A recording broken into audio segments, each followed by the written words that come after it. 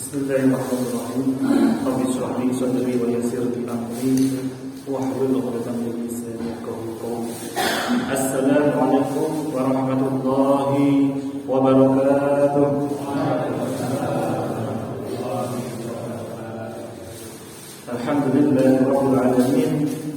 Rabbana wa lakal hamdu hamdan katsiran tayyiban mubarakan fihi mubarakan 'alaihi kama yuhibbu rabbuna wa yarda. Asyhadu an la ilaha illallah al-malikul haqqul mubin wa asyhadu anna Muhammadan 'abduhu wa rasuluhu sallallahu alaihi wasallam. Allahumma shalli ala sayyidina Muhammad wa ala sayyidina Muhammad wa ala alihi wa sahbihi wa man tabi'ahum bi ihsan ila yaumiddin. Alhamdulillah, yang kami hormati segenap pengurus dari Takmir Masjid An-Nur KPP Pratama Surakarta serta seluruh jemaah Bapak Ibu yang hadir pada sore hari ini. Semoga senantiasa Allah ucapkan kepada kita nikmat iman, nikmat Islam, nikmat sehat, nikmat untuk senantiasa semakin lapang hati kita, yang insya Allah lapangnya hati itu berbanding lurus pula dengan semakin dekatnya pula kita dengan Allah Subhanahu wa Ta'ala. Hamba-hamba yang senantiasa beriman, senantiasa mendekat kepada Allah Subhanahu wa Ta'ala, insya Allah hidupnya pun senantiasa Allah hadirkan keberkahan, Allah hadirkan keridhaan, yang insya Allah ini nanti juga ada hubungannya dengan tema yang akan kita pelajari hari ini, yakni untuk bisa menggapai rezeki yang berlimpah itu ada caranya, dan berkah itu ada cirinya. Jadi nanti puncaknya kita akan belajar tentang apa itu ciri-cirinya rezeki kita itu berkah. Nah, sebelum itu mari bersama-sama kita awali majelis ilmu yang mulia ini di rumah Allah yang sangat mulia ini dan di waktu yang dimuliakan oleh Allah. Salah satunya adalah di ibadah asyar sebelum maghrib, dan juga ini waktu yang sangat mustajab untuk berdoa. Kenapa? Karena detik ini pula kita sedang diguyur dengan rahmat, diguyur dengan hujan. Maka sepanjang nanti dalam majelis ilmu ini, sekiranya Bapak Ibu ada hajat, silakan dimunajatkan dalam hatinya masing-masing. Karena di majelis ilmu itu senantiasa Allah naungi dengan para malaikat.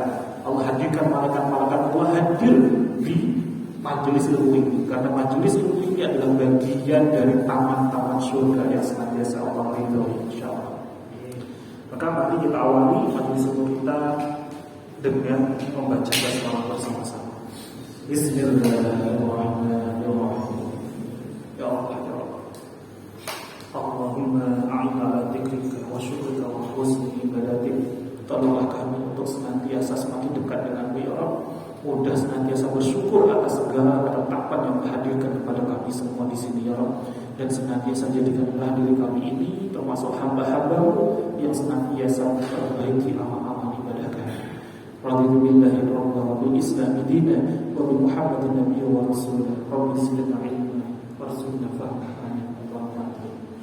Baik, tema kita kali ini adalah tentang mengapa penting sekali ya, kita titik beratkan kepada keberkahan rezeki kita. Tapi sebelumnya kita harus landasi dulu, mengapa penting kita belajar tentang tema ini?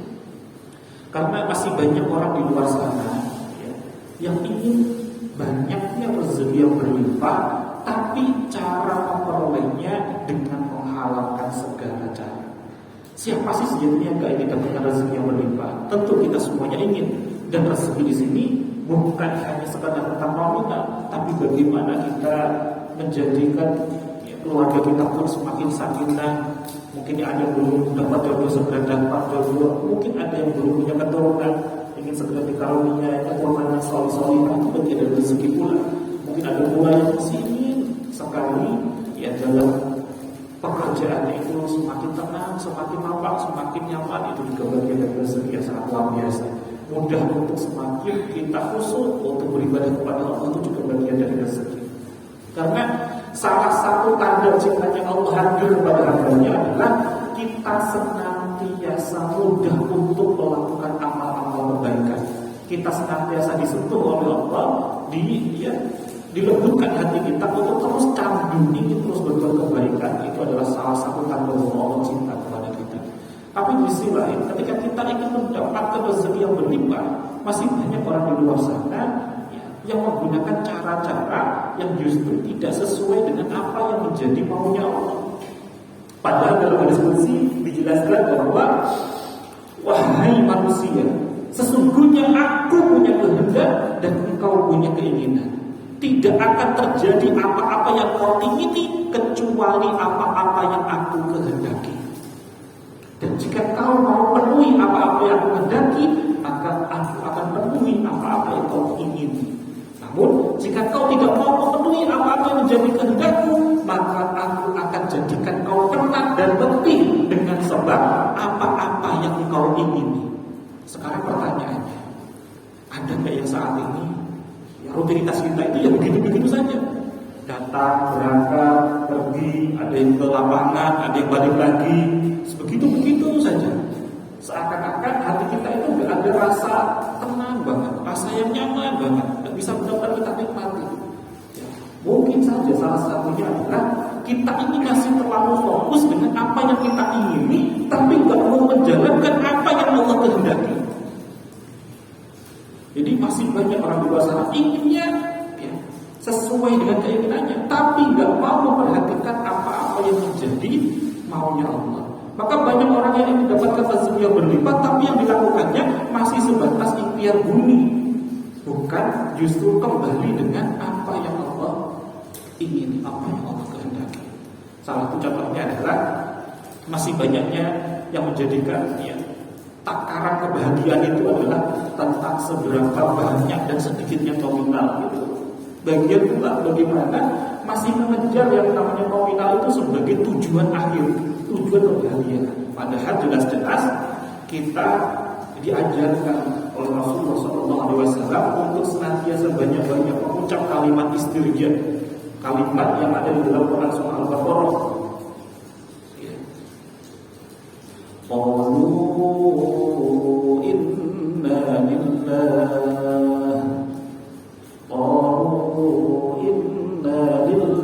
wa inna ilaihi raji'un.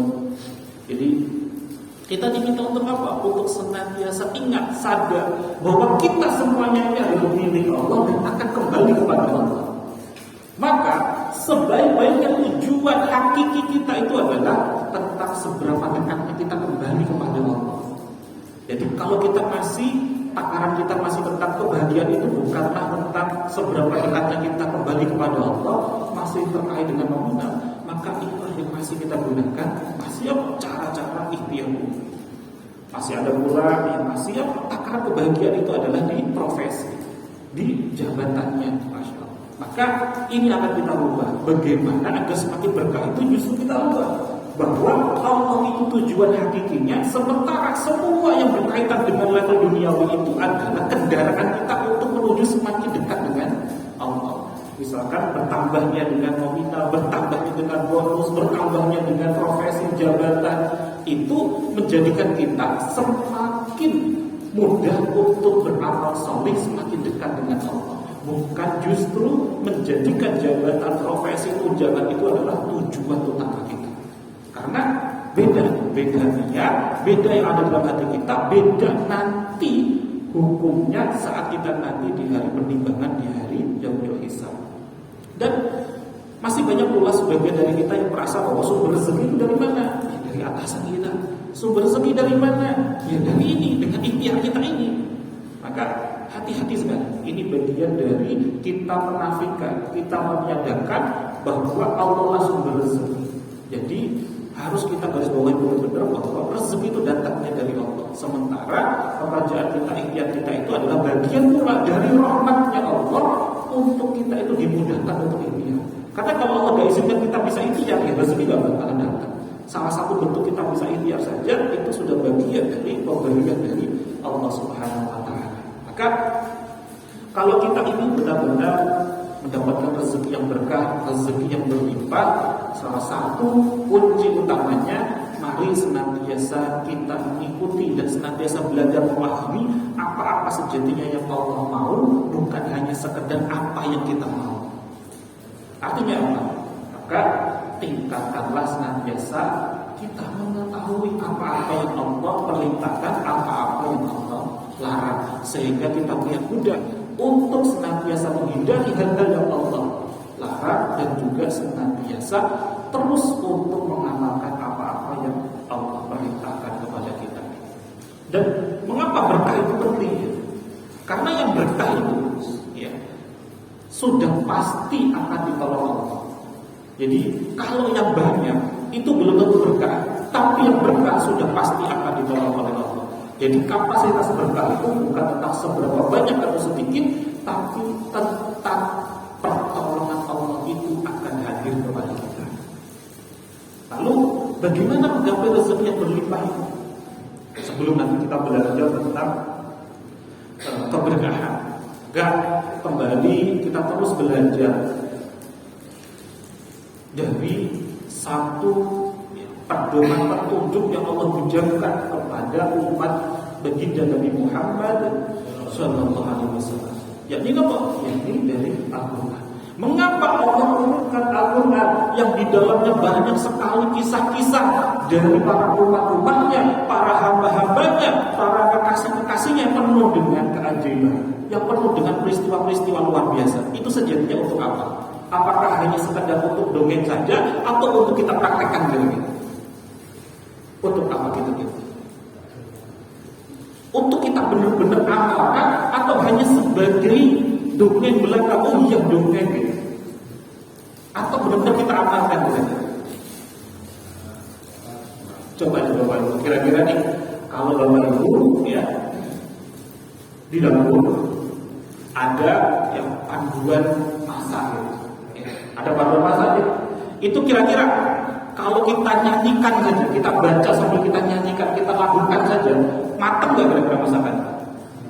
Matang nggak kira-kira? Kira-kira hanya sekedar kita baca saja, ya kita dengarkan saja, atau benar-benar kita praktekkan kira-kira? Ya praktekkan. Maka Al-Quran pun bukan hanya sekedar kita baca saja, bukan hanya sekedar yakin, tapi nggak kita praktekkan, nggak kita amalkan.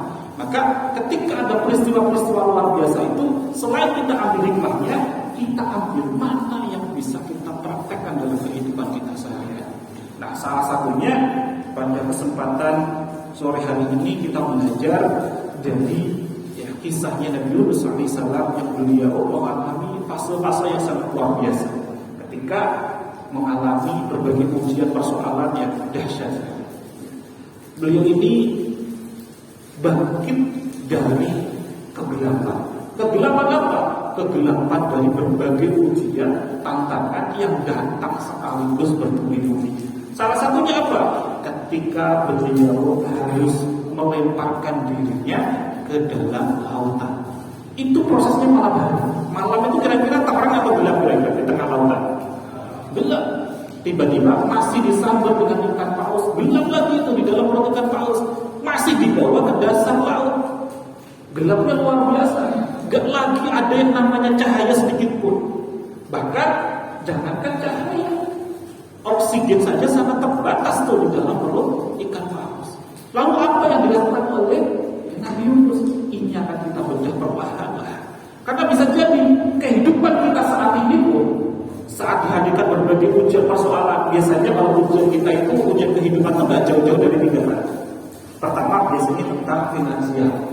Ya, ada yang finansialnya sedang diuji, ya, tapi di sisi lain badannya diberikan kesehatan, rumah tangganya dikasihkan dengan serba harmonis. Tapi ada pula bukan hanya tentang finansial, ada yang finansialnya bagus, kesehatannya bagus, tapi hubungan keluarganya ada yang nggak baik. Bukan hanya dengan pasangannya, mungkin pasangannya baik, tapi anaknya nggak mudah untuk diatur. Ada pula hubungannya dengan mertuanya, dengan orang tuanya. Jadi hubungan dengan orang lain. Pertama finansial, kedua hubungan dengan orang lain. Yang ketiga biasanya kalau ada yang finansialnya bagus, hubungan dengan orang lainnya bagus, kesehatannya. Atau juga bisa jadi ketiga-tiganya atau 2 dari 3 ini. Jadi ujian kita saat ini nggak jauh-jauh dari 3 hal ini. Nah, ketika kita mengalami ini, maka mari kita coba bedah, kita pelajari, kita ambil hikmah dari kisah Nabi Yunus ini. Apa yang dilakukan beliau Nabi Yunus ini untuk bangkit dari kegelapan, dari berbagai persoalan hidup yang sejatinya itu hadir untuk menguji dirinya. Maka saat diri kita mungkin ada merasakan bilang ketika tidak ada finansial yang cukup, gajian datang belum sampai tanggal gajian ya ternyata sudah habis, atau mungkin ya udah dipotong tuh angsuran ini, cicilan ini dan lain sebagainya, itu juga gelap nih artinya nih, gelap ya dari sisi finansialnya.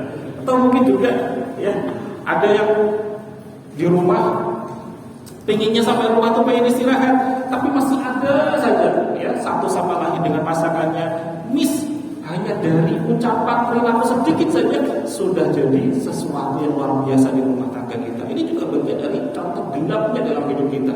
Padahal harusnya Pak, baiti jannati, rumah kita itu adalah surga kita untuk kita istirahat. Tapi justru saat kita pengen istirahat, ternyata gak bisa langsung istirahat. Masya Allah, ini juga bagian dari gelap. Atau mungkin juga ya tadi misalkan pengennya tenang di rumah, anaknya nurut, ternyata anaknya gak mudah untuk diatur. Ini juga ya sama, ini beda tipis kan? Tapi levelnya memang masih jauh ya. Nabi Yunus pasti jauh di atas kita kegelapannya. Lalu bagaimana caranya Nabi Yunus itu untuk mendapatkan cahaya, mendapatkan solusi dari ya, hadirnya kegelapan tersebut, berbagai ujian atau soal hidup tersebut.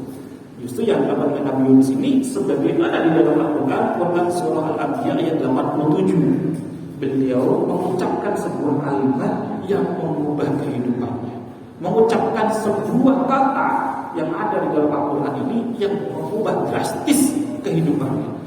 Yang dulunya sebelumnya beliau diperintahkan oleh Allah, maunya Allah adalah Nabi Yunus itu berdakwah, tapi setelah dakwah lebih dari 70 tahun lamanya gak ada satu pun followersnya, gak ada satu pun pengikutnya.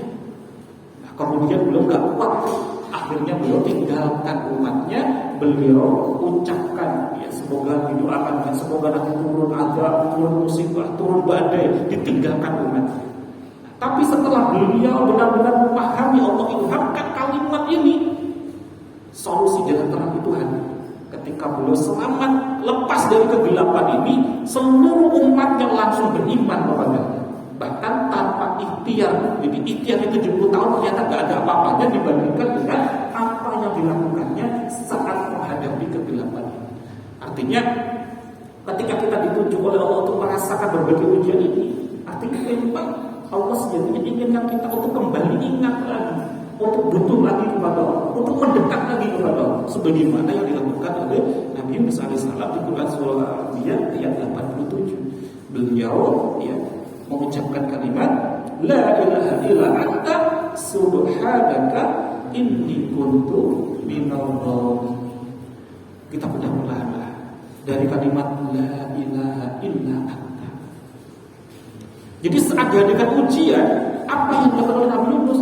Justru beliau memperbaiki tauhidnya, beliau perkuat lagi keimanannya. Yang diingat siapa?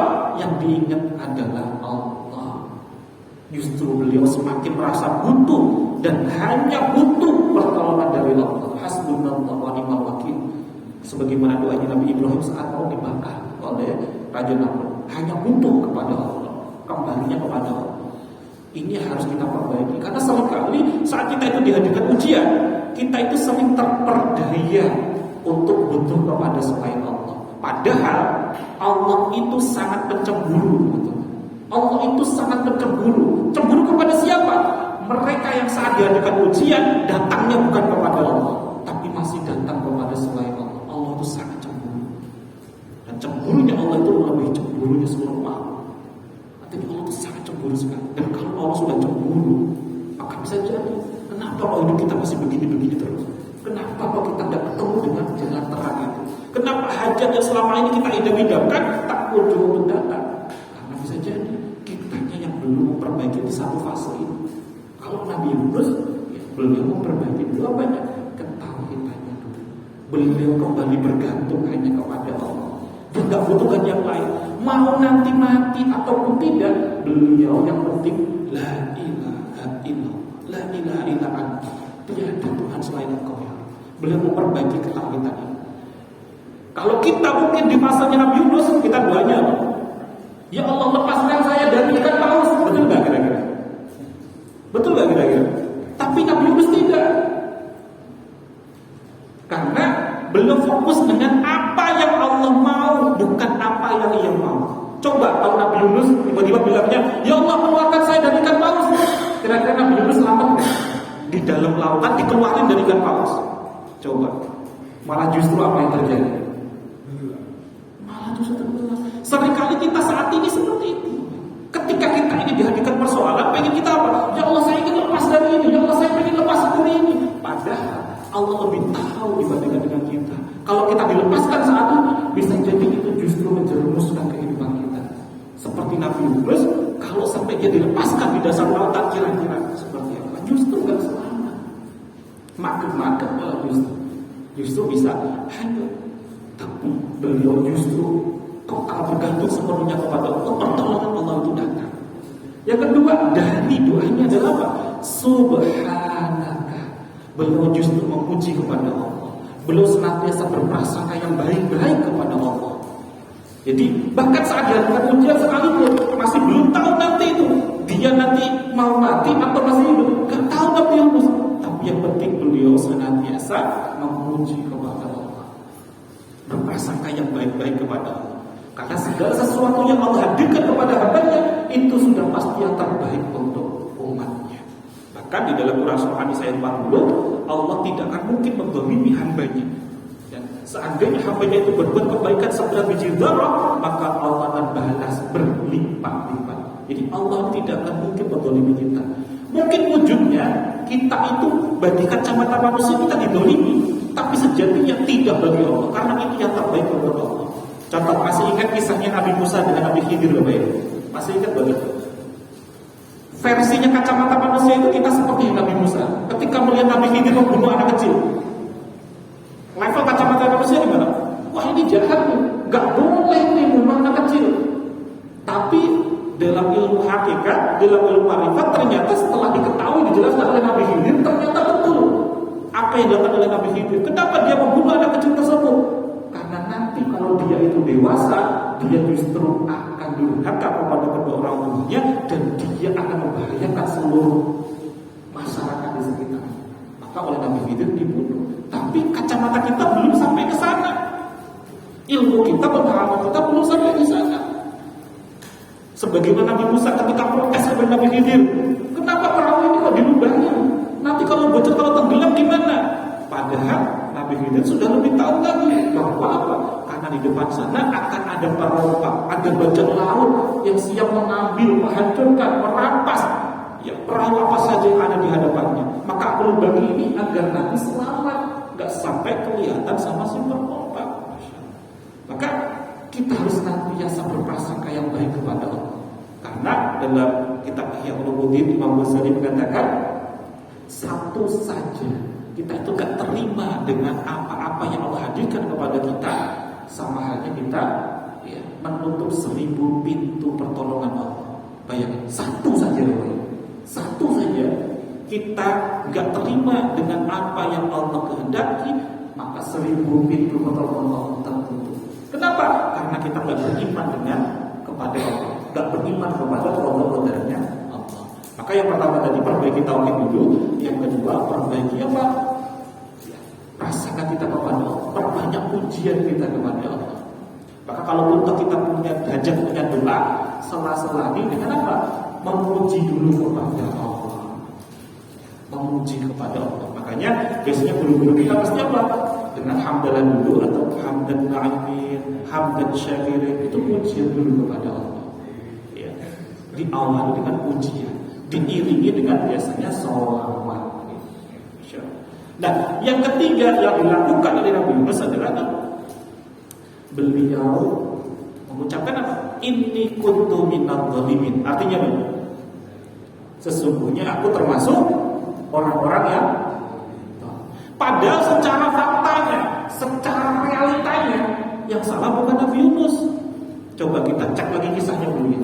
Beliau kan diperintahkan berdakwah, dia sudah berdakwah, tapi tidak ada umat yang mau beriman. Terus ya. Maka yang salah siapa? Yang salah adalah sejatinya kalau secara faktanya ilmu kacamata dunia kita adalah siapa yang salah? Umatnya yang mau beriman. Bahkan sampai ketika dia di atas perahu pun dia masih harus dituntut Dan dalam ujian itu harus Nabi Yunus harus dilemparkan ke dalam perahu. Yang salah siapa? Kalau kacamata kita ya yang mengundi. Tapi Nabi Yunus tidak menyalahkan mereka semuanya. Tapi justru bercermin kepada dirinya bahwa apa yang belum tepat dalam diri saya. Inni kuntu minadh dhalimin. Roh sesungguhnya aku termasuk orang-orang yang zalim. Maka beliau menyadari kesalahannya dan bangkit untuk memperbaiki dirinya. Makanya tadi kita awali dengan doa kita apa?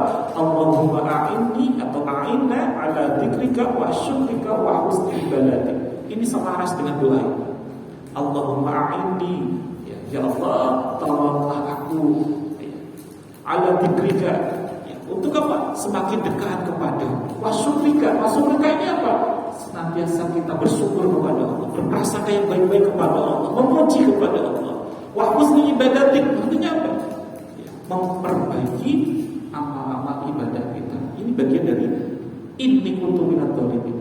Kalau kita itu gak sadar kesalahan kita, lalu apa yang mau kita perbaiki? Maka inni kuntu minadh dhalimin itu sebagai dasar untuk kita bangkit memperbaiki kondisi kehidupan kita.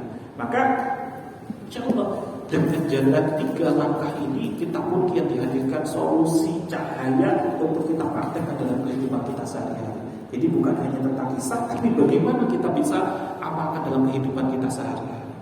Karena sejatinya 3 hal inilah yang ada di dalam kalimat istighfarnya Nabi Yunus alaihissalam. Karena hanya dengan doa istighfar sejatinya. Dan rezeki itu bukan hanya melulu tentang apa-apa yang kita ikhtiarkan, apa-apa yang kita kejar. Karena bisa jadi rezeki itu justru hadir dari mana? Dari apa-apa yang telah kita perbaiki.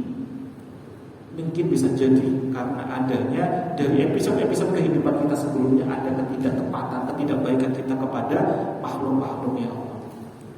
Dalam kitab Mas'ul Ibad di bagian muqaddimah di hadis yang kedua itu dijelaskan tentang barang siapa yang senantiasa mengasihi kepada yang ada di bumi, maka yang ada di langit akan mengasihi kita. Artinya apa? Kalau kita senantiasa mengasihi, menyayangi, berbaik hati dengan makhluk-makhluknya Allah, maka sudah pasti Allah pun yang senantiasa menghadirkan pengasihnya kepada kita. Kita pun akan semakin dikasihi oleh Zat yang Maha Pengasih. Bahkan di dalam hadis riwayat Muslim itu juga diriwayatkan Rasulullah SAW bersabda, sungguh Allah akan menolong hambanya selama hamba tersebut menolong saudaranya. Maka salah satu bentuk hadirnya pertolongan Allah yang berlimpah adalah ketika Allah menghadirkan pertolongan kepada kita. Nah, bisa jadi kehidupan kita selama ini itu ibarat seperti ketika kita itu naik mobil. Ikhtiar kita itu adalah pedal gas. Pedal gas mobil itu sudah kita injek kuat-kuat tuh, tapi nggak jalan-jalan. Kira-kira ada apa? Kenapa mobil nggak bisa jalan? Padahal mobil udah nyala. Apanya kira-kira yang belum kita lepaskan? Basinya di tangan kiri tuh. Apanya tuh? Pencet dulu, dilepaskan. Namanya apa? Handbrake. Sekuat apapun gasnya, kalau handbrake-nya masih dipasang kira-kira gimana? Jalan nggak kira-kira? Jalan nggak? Handbrake-nya ini belum dilepas, ini masih dipasang nih. Udah diinjek-injek kan? Kehidupan kita selama ini tuh bisa jadi seperti itu. Kita ikhtiar luar biasa nih, berangkat pagi pulang, ada yang mungkin sampai larut, ada yang sampai lembur, ada yang sampai pagi lagi, bahkan ada yang nggak pulang. Tapi kalau handbrake-nya ini nggak dilepaskan, ya mobil nggak jalan-jalan. Kita pengen suatu hajat, ikhtiarnya luar biasa, tapi kalau masih ada kesalahan-kesalahan kita yang nggak sadar, nggak kita perbaiki, ya artinya hajat kita nggak bakalan dekat-dekat. Maka ini harus kita lepaskan, ini harus kita perbaiki. Sebagaimana yang dicontohkan oleh Nabi Yunus alaihissalam. Dan salah satu bentuk tadi yang kita bahas adalah agar rezeki itu semakin berlimpah kepada kita, rumusnya adalah mengikuti apa yang Allah mau, bukan hanya sekedar apa yang kita mau. Itu dilandaskan dari Quran surah At-Talaq ayat 2 sampai dengan 3. Wa may yattaqillaha yaj'al lahu makhraja wa yarzuqhu min haitsu la yahtasib. Barang siapa yang senantiasa takwa atau mengikuti perintahnya Allah, menjauhi larangannya Allah, senantiasa nurut, intinya nurut dengan apa yang Allah mau, maka Allah akan hadirkan solusi jalan keluar. Allah akan hadirkan di cahaya terang. Dan Allah akan menghadirkan apa? Wa yarzuqhu min haitsu la yahtasib. Apa itu? Jadi rezeki dari arah yang tidak disangka-sangka. Maka rezeki yang berlimpah itu bukan hanya tentang apa yang masuk ke dalam saldo rekening kita setiap bulannya itu. Kalau itu disangka-sangka nggak kira-kira Bapak Ibu? Disangka-sangka nggak? Udah disangka-sangka tuh, tapi lalu antara segitu lah gitu. Padahal rezeki dari Allah lebih dari itu semuanya. Karena apa? Tidak disangka-sangka. Kalau yang sudah disangka-sangka ya segitu-segitu aja. Maka janji Allahnya adalah saat kita mau nurut dengan apa yang Allah mau, lebih dari itu semuanya. Nah, sekarang coba kita gali lebih dalam lagi. Lalu kalau caranya mendapatkan rezeki sesuai dengan apa yang Allah mau, lalu bagaimana cara melihat dengan apa yang sudah Allah hadirkan kepada kita itu sudah berkah atau belum? Kira-kira apa saja tanda-tandanya rezeki yang kita peroleh itu berkah atau belum? Kira-kira apa saja Bapak? Sebenarnya cirinya banyak, tapi coba kita kerucutkan kepada 3 hal yang mendasar dulu Bapak. Pada 3 poin utama terlebih dahulu. Apa itu? Yang pertama, jika rezeki itu sedikit, kita mudah untuk merasa cukup. Ini ciri berkah yang pertama. Jika rezekinya itu sedikit, kita pun mudah merasakan cukup, mudah tenang. Coba Bapak Ibu, pernah gak kita memikirkan bagaimana orang-orang yang di luar sana yang belum terjamin bulanannya? Jangankan yang belum terjamin, masih banyak guru-guru honorer yang gajinya itu setiap bulannya berapa kira-kira guru honorer itu? 300.000 Bapak Ibu. Cukup gak itu untuk mengganti bensinnya saja Bapak? Dan mereka punya keluarga, punya anak, punya istri, tapi mereka bisa hidup gak Bapak Ibu? Bisa. Jadi rezeki itu bukan tentang seberapa banyak atau sedikit, tapi seberapa kita merasa cukup. Itu ciri keberkahan yang pertama. Karena ada yang dapatnya sudah banyak, tapi masih merasa nggak cukup. Banyak. Apalagi yang sering masuk tuh pakai baju loreng, ketangkap ke komisi itu, KPK. Gajinya berapa? Sudah lebih dari cukup. Tapi kenapa kok masih terus? Karena dia apa-apa yang masuk dalam makanannya, apa-apa yang dia konsumsi selama ini belum dapatkan keberkahan. Jadi tidak merasa cukup, terus kurang. Maka salah satu cirinya adalah ketika datangnya rezeki itu banyak ataupun sedikit, kita merasa cukup. Itu ciri yang pertama. Lalu apa itu ciri yang kedua? Ciri yang kedua adalah jika rezeki ini banyak, tidak membahayakan kepada pemiliknya. Kalau tadi jika sedikit merasa cukup, kalau banyak, yang kedua tidak membahayakan pemiliknya. Karena banyak sekali Bapak Ibu orang-orang yang ketika dia dapat kesehariannya itu nggak banyak, dia nggak merasa cukup, dia sabar, ngeluh, protes. Ketika kemudian Allah guyur dia dengan rezeki yang mendadak, misalkan nih dapat nih tiba-tiba undian atau dapat apalah gitu dapat bonus gede, terus biasanya apa yang dilakukan? Dia nggak kuat mentalnya, justru membahayakan dirinya. Dia pergunakan tidak sebagaimana fungsinya. Dia apa? Melupakan, melampiaskan hawa nafsunya, justru membahayakan dirinya. Ada nggak? Banyak. Ini berarti ciri yang kedua, cirinya berkah dan cirinya nggak berkah. Lalu apa yang ketiga? Yang terakhir, yang ketiga adalah nikmat dalam mendapatkannya, nikmat pula dalam melepaskannya. Saya garis bawahi, tenang kita saat mendapatkannya, tenang pula saat melepaskannya. Kenapa? Karena sejatinya Allah ucapkan ke dalam hati kita itu, hati nurani itu. Hati itu sebagai parameter yang senantiasa vibrasinya itu selaras dengan Al-Quran. Kalau kita itu melakukan perbuatan yang sekiranya itu tidak Allah kehendaki, tidak Allah itu, hati kita sejatinya bergetar. Kita itu deg-degan, kita itu berdeg. Hati kita itu gak tenang. Duh, saya ini dolim gak ya? Oh, saya ini pakai pasal ini nih kepada orang itu. Nah, ini udah mulai ciri-ciri ini Allah sudah mulai getarkan ini. Tapi biasanya ini untuk orang-orang yang dijaga oleh Allah, Allah kasih kita untuk bergetar. Tapi bagi orang-orang yang tidak dijaga oleh Allah, dia sudah awalnya deg-degan, tapi lama-lama dia nggak merasakan, sudah mati rasa, namanya kalau bermain sudah. Nah, ciri yang berkah itu adalah dia nikmat dalam mendapatkannya, nggak ada rasa was-was, nggak ada rasa deg-degan, dia tenang mendapatkannya. Dan dia pula ketika sudah memilikinya, dia tenang pula melepaskannya. Artinya apa? Dia ringan tangan untuk senantiasa bersedekah, membantu orang yang membutuhkan, dia ringan. Tapi di sisi lain ada orang yang dapat berkah itu jadinya apa? Ketika jelas-jelas ada orang yang membutuhkan, ada orang minta tolong, dia pura-pura apa? Gak dengar, dia pura-pura gak tahu, padahal dia punya. Ini udah bagian dari ciri bukan berkah, gak bertambah kebaikan kita. Karena berkah itu dari kata apa? Ya barokah itu bertambah. Apa yang bertambah? Segala kebaikan kita.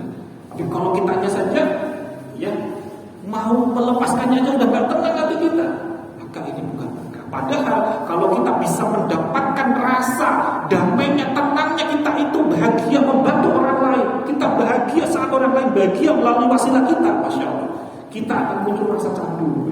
Kita akan muncul rasa ingin lagi, ingin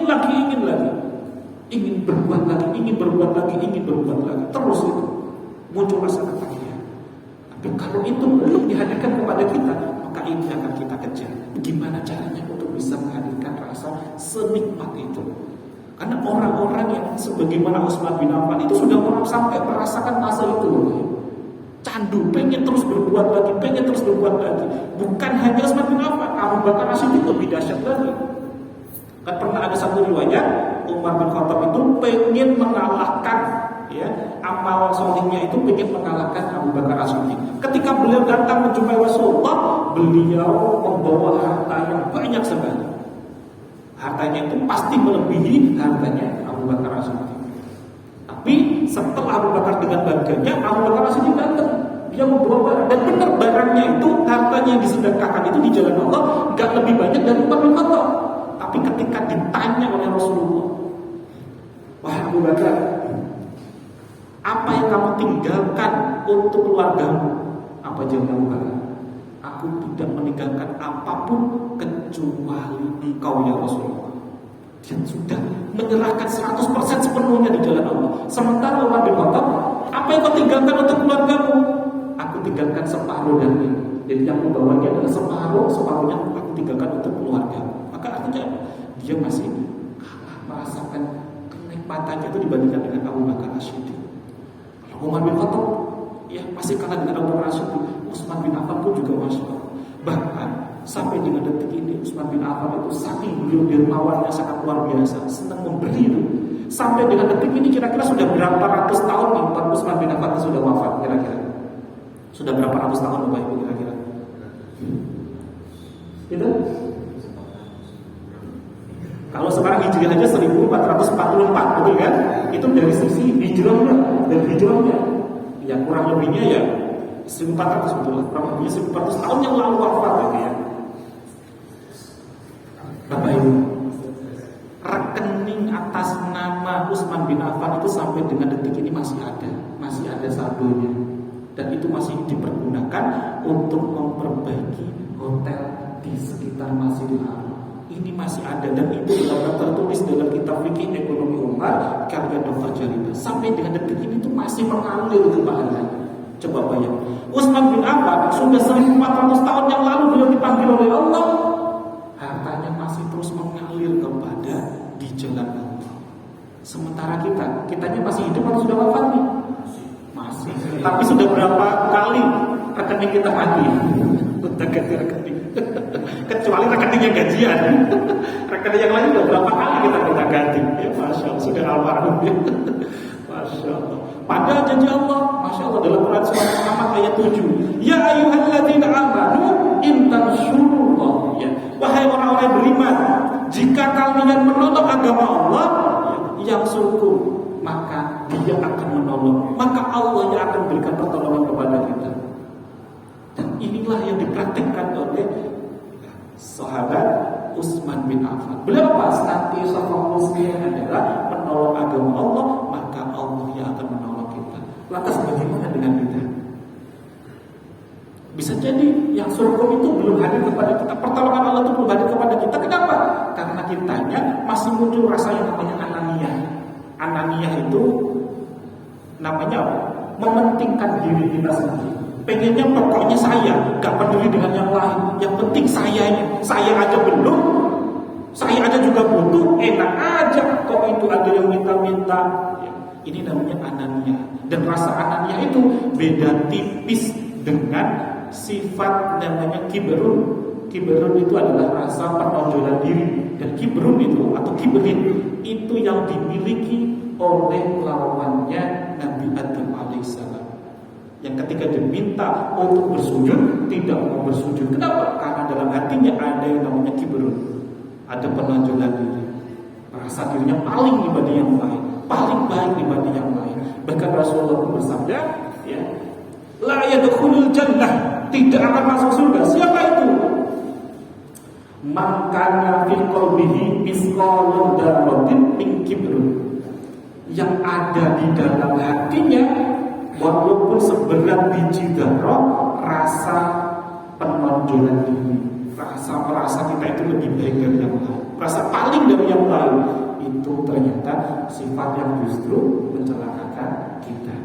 Jadi dari sini kita kembali lagi belajar tentang bagaimana mendapatkan keberkahan ini. Pahami dulu ciri-cirinya. Kalau kita memahami ciri-cirinya, kita akan mudah untuk menjalankannya.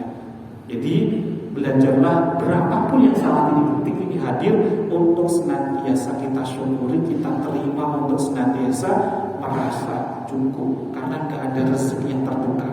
Bahkan ada satu riwayat yang mengatakan bahwa malaikat Jibril itu menyampaikan kepada Rasulullah, tidak akan dicabut nyawa seorang hamba sebelum dicukupkan jatah rezekinya. Artinya apa? Ya kalau memang itu jatahnya kita, ya pasti akan hadir kepada kita. Kalau betul itu bukan jatahnya kita, ya gak bakalan hadir kepada kita. Itulah yang menjadi pegangan pula bagi Khalifah Umar bin Khattab, bahwa apa-apa yang bukan menjadi takdirku maka tidak akan menemuiku, dan apa-apa yang menjadi takdirku pasti akan datang menjumpaiku. Jadi kalau ada sedikit nih dalam satu tim, dalam satu departemen, dalam satu kok tiba-tiba itu biasanya saya, kok tiba-tiba yang disuruh kok dia, yang dapat kok dia. Gak ada kebetulan, gak ada rezeki yang tertukar. Pasti kalau memang itu rezekinya kita, Allah akan hadirkan lewat wasilah jalan yang lain. Tapi kalau gak hadir, ya berarti memang bukan rezeki kita, karena gak ada rezeki yang tertukar. Mau caranya sama, polanya sama, tekniknya sama, kalau itu bukan rezeki kita, gak bakalan datang kepada kita. Contohnya apa? Bapak Ibu ada di luar sana, ada yang pernah mungkin jualan produk-produk MLM jaringan, ada yang pernah dengar ya? Produknya sama gak ya?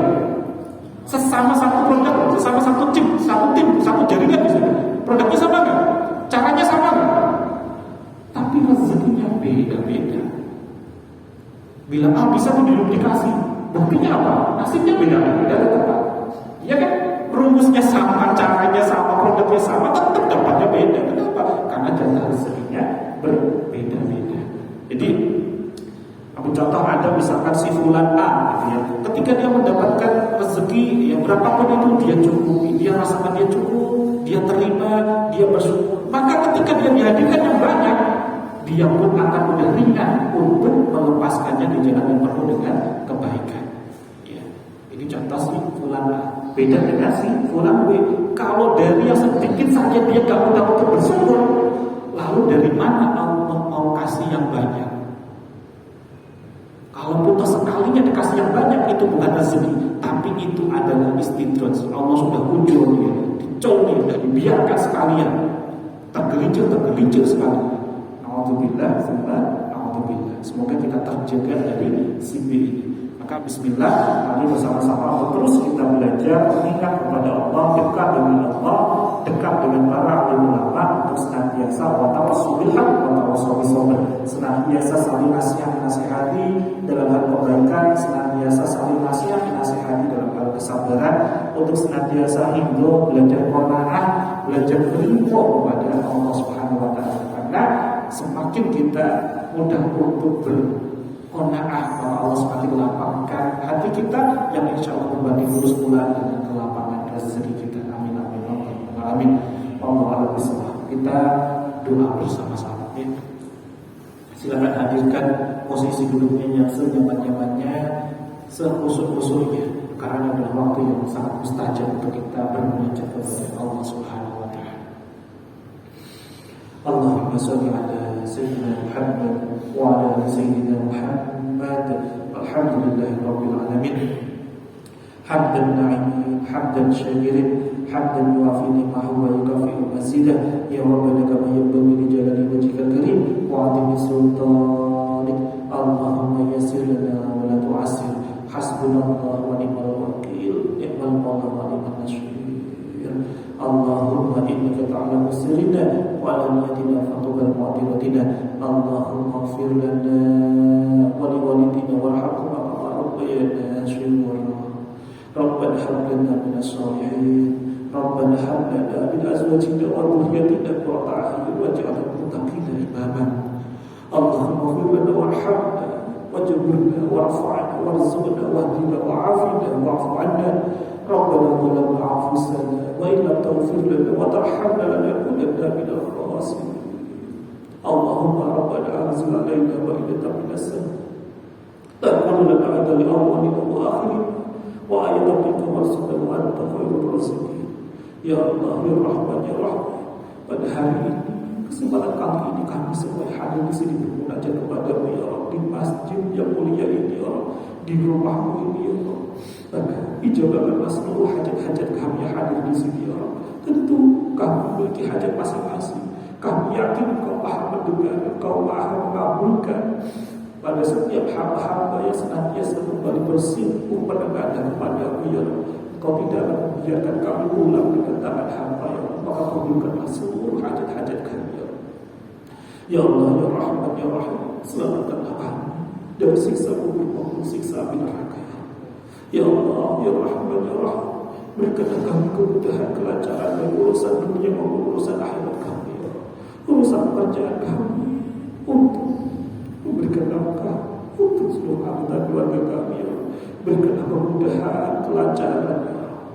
Ya Allah ya Rahman ya Rahim, ucapkanlah pula dalam hati kami untuk senantiasa merasakan nikmat dalam beribadah kepada-Mu, senantiasa peka terhadap hal-hal yang tidak Kau ridhoi, dan senantiasa berada di jalan yang Kau ridhoi ya Allah.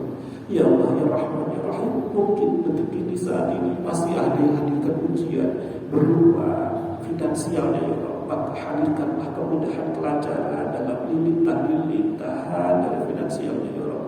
Lunaskan hausalannya, cicilannya, lunaskanlah hutang-hutangnya ya Allah. Ya Allah ya Rahman ya Rahim, mungkin ada mulai saat ini masih dihadirkan ujian dari sisi hubungan dengan pasangannya, dengan mertuanya, dengan anak-anaknya. Maka lembutkanlah hati masing-masing dari mereka, lunakkanlah, talikan kembali silaturahminya, jadikanlah rumah tangganya sakinah mawaddah warahmah. Mungkin pula ada yang saat ini belum dihadirkan jodoh yang terbaik, dekatkanlah dengan jodoh yang Kau ridhoi ya Allah, yang Kau senantiasa untuk senantiasa kami bisa berjalan di jalan kebaikan kepadamu ya Allah. Ya Allah ya Rahman ya Rahim, mungkin ada pula yang saat ini belum memiliki keturunan, hadirkanlah kepadanya keturunan yang solih-solihah ya Allah. Ya Allah ya Rahman ya Rahim, mungkin ada pula baik dirinya ataupun anggota keluarganya saat ini masih dihadirkan rasa kurang sehat, maka hadirkanlah kesembuhan yang terbaik ya Allah, kesembuhan yang tanpa terkecuali ya Allah, sehingga kami semakin khusyuk, semakin nikmat beribadah kepada-Mu. Ya Allah ya Rahman ya Rahim, kini kami sadar ya Allah, bukan karena Kau tidak ingin untuk menghadirkan rezeki yang berlimpah kepada kami, tapi masih banyaknya kami yang senantiasa fokus kami hanyalah dengan apa-apa yang kami mau, tapi kami sering lalai dengan apa yang Kau mau. Jangankan untuk senantiasa taat, 5 waktu saja kami masih sering lalai ya Allah, untuk senantiasa tepat waktu ya Allah. Bahkan masih ada yang berubah-ubah ya Allah. Ya Allah ya Rahman ya Rahim, kami pernah mendengar ya bahwa Rasulullah SAW bersabda, orang-orang yang paling ringan dosa yang dimasukkan ke dalam neraka Dia dipakaikan sandal, dipakaikan teropak berbahan dari api yang saking panasnya sampai membakar ubun-ubunnya mendidih. Ya. Itu baru mereka yang dosanya sangat ringan. Bagaimana dengan kami? Ya. Astagfirullahaladzim. Dosa kami banyak. Ya. Belum lagi dosa-dosa kami kepada kedua orang tua kami yang telah membesarkan kami, mendidik kami. Kami masih pernah membuatnya meneteskan air mata pada kelakuan kami. Ya. Belum lagi tentang dosa-dosa kami kepada pasangan kami. Ya. Kami seringkali mudah mengucapkan kalimat yang baik-baik dengan teman kantor kami, dengan klien kami. Tapi saat kami pulang ke rumah, malah justru sangat kami, anak-anak kami, dengan ringannya lisan ini mengucapkan kalimat-kalimat yang menyakiti hati mereka. Ya Allah. Astagfirullahaladzim. Ya Allah, ya Rahman, ya Rahim. Ampunilah seluruh dosa-dosa kami. Ya. Jadikanlah kami keluar dari Masjid An-Nur KPP Pratama Surakarta ini dengan kami kembali semakin bersih dari dosa-dosa kami. Ya Allah, ya Rahman, ya Rahim. Betapa kami sering pula tidak amanah dalam menjaga titipan-Mu, ya Allah. Salah satunya adalah anak-anak kami, ya Allah. Anak-anak yang sejatinya adalah titipan-Mu. Masih sering pula kami hadik anak kami. Kami maki-maki anak-anak kami bentak anak-anak kami pernah memukulnya, kami pernah mencubitnya, ya Allah. Padahal anak-anak kami Engkau titipkan kepada kami karena Engkau percaya dengan kami. Anak ini lahir secara fitrah, kami yang membentuknya, kami yang mendidiknya. Anak melakukan semuanya itu karena meniru hasil didikan kami. Sejatinya kami yang salah, ya Allah. Tapi karena kelakuan kami yang belum bisa menjaga amarah, justru kami salahkan anak-anak kami. Lantas bagaimana dengan Engkau yang menitipkan kepada kami, ya Allah? Engkau ampunilah kesalahan-kesalahan kami. Astagfirullahaladzim. Ya Allah, ya Rahman, ya Rahim. Di majelis yang mulia ini, ya Allah, di waktu yang mustajab ini, ya Allah, izinkanlah kami untuk kembali bersimpuh kepada-Mu, ya Allah, membersihkan seluruh dosa-dosa kami, ya Allah. Kami sungguh, jika pintu-pintu surga itu bisa kami masuki, kuncinya adalah dengan amal-amal soleh. Kami sadar amal-amal soleh kami ini gak pernah cukup untuk bisa menembus surga-Mu, ya Allah. Tapi kami ini juga gak kuat untuk bisa merasakan siksa neraka. Jangankan 1 jam, jangankan 1 detik, secengil pun kami tak pernah sanggup untuk bisa merasakan siksa neraka. Maka izinkanlah kami dengan penuh kesadaran ini menjadi penggugur dosa-dosa kami, sehingga kami pun nanti bisa kembali selamat kepada-Mu, ya Allah. Rabbana atina fid dunya hasanah wa fil akhirati hasanah wa qina adzabannar. Ya Allah, ya Rahman, ya Rahim. Ucapkanlah ke dalam dada kami, ke dalam jiwa kami ini, untuk jika nanti tiba waktu kami Kau panggil, izinkanlah kami dalam keadaan yang husnul khatimah, sahidunnya wal akhirah. Sallallahu ala sayyidina Muhammad dan Nabi wa ala alihi wa sahbihi. Al-Fatihah.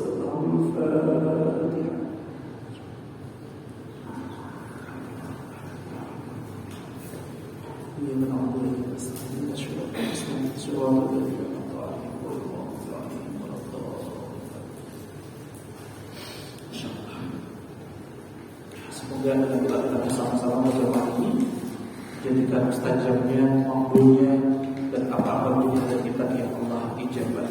Dan mungkin ada yang sampai bergetar atau mungkin sampai ya mata ada yang berlinang, tak apa-apa, jangan ditahan, itu dialirkan saja.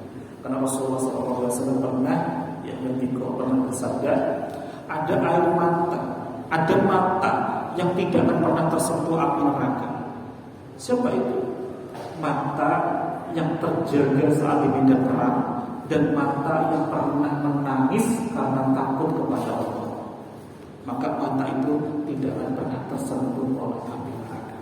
Dan semoga salah satunya adalah mata kita. Amin.